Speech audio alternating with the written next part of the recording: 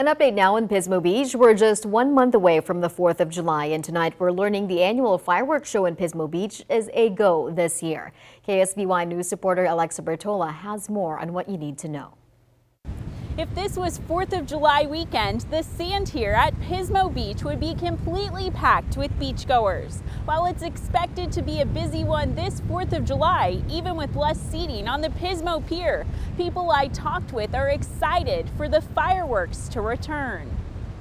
It's one of the busiest weekends of the year for the city of Pismo Beach. The 4th of July holiday typically draws in crowds of 80 to 100,000 people. We surfers, we like to look back and see how little sand we can see sometimes. And a couple years ago, we had so much that we couldn't see too much sand. In 2020, the fireworks show was canceled for the first time in recent years due to the COVID-19 pandemic. Not having it last year was pretty detrimental to us. Heart's Desire Soap Company in the heart of downtown Pismo says they were hit hard. We had at least half as many people as we normally have. Usually, the patriotic weekend generates about $1.5 million for the local service industry, including restaurants, hotels, and gas stations, according to the city. I'm hoping this year it'll boost the economy and everybody will want to come back. A local historian says the annual fireworks show has been lighting up the sky since 1942. The fireworks display itself will be similar to years past. It'll be about 25 minutes in duration. If you'd like to watch the show from the pier, tickets are on sale now for Pismo Beach residents. They will then go on sale to the general public on June 15th.